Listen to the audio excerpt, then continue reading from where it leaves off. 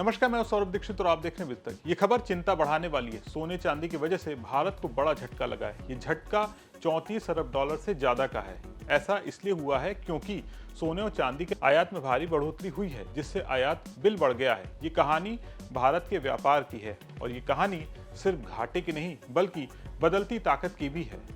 इस वीडियो में हम आपको विस्तार के साथ ये पूरा मामला समझाने जा रहे हैं।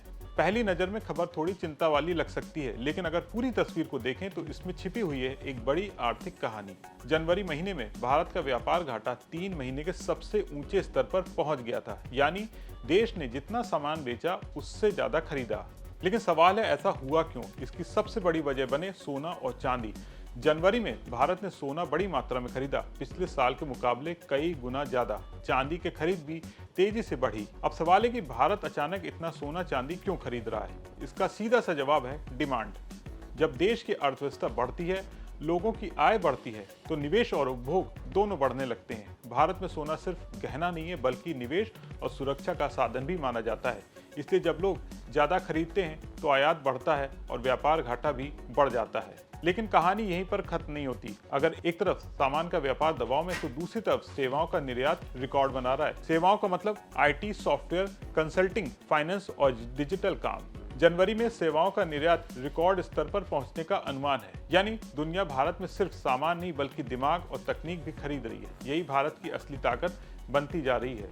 सरकार का कहना है कि पूरे साल में कुल निर्यात बहुत मजबूत रहने वाला है और इसमें सेवाओं का योगदान तेजी से बढ़ता हुआ दिखाई दे रहा है। यानी एक तरफ सामान का व्यापार दबाव में है, भारत के कई पारंपरिक निर्यात सेक्टर जैसे कपड़ा, लेदर और कुछ मैन्युफैक्चरिंग सेक्टर धीमे पड़े हैं, लेकिन इंजीनियरिंग सामान, पेट्रोलियम प्रोडक्ट्स, मीट, डेयरी और आयरन जैसे सेक्टर अभी भी अच्छा प्रदर्शन कर रहे हैं। यानी अर्थव्यवस्था बदल रही है और नए सेक्टर आगे आ रहे हैं। अमेरिका के साथ व्यापार भी इस कहानी का एक हिस्सा है। कुछ वक्त पहले लगाए गए ऊंचे टैरिफ की वजह से भारत का निर्यात वहां पे घटा, लेकिन अच्छी बात यह है कि भारत दूसरे देशों के साथ व्यापार बढ़ा रहा है। यूएई, चीन, ब्रिटेन, इटली और नीदरलैंड, इन बाजारों में भारत की मौजूदगी मजबूत हो रही है। तो इसका मतलब क्या है? भारत धीरे धीरे अपने व्यापार को विविध बना रहा है ताकि किसी एक देश पर ज्यादा निर्भर ना रहे। ये लंबी अवधि की रणनीति मजबूती का संकेत है। अगर अब पूरी कहानी को एक लाइन में समझें तो सोने चांदी की खरीद से व्यापार घाटा बढ़ा है, लेकिन सेवाओं का निर्यात रिकॉर्ड बना रहा है, नए सेक्टर सामने आ रहे हैं और भारत नए बाजारों में अपनी जगह बना रहा है। यानी ऊपर से चुनौती, अंदर से मजबूती। यही एक उभरती अर्थव्यवस्था की पहचान होती है। सफलता हमेशा सीधी लाइन में नहीं रहती, कभी उतार कभी चढ़ाव, लेकिन दिशा अगर सही हो तो आगे सफर आसान रहता है। भारत की अर्थव्यवस्था भी कुछ ऐसी ही कहानी लिख रही है। एक तरफ उपभोग बढ़ रहा है, लोग निवेश कर रहे हैं, सोना खरीद रहे हैं, तो दूसरी तरफ दुनिया को भारत की सेवाओं पर भरोसा भी है। यानी भारत सिर्फ चीजें बनाने वाला देश नहीं है बल्कि समाधान देने वाला देश भी बन रहा है और यही इस कहानी की असली सफलता है।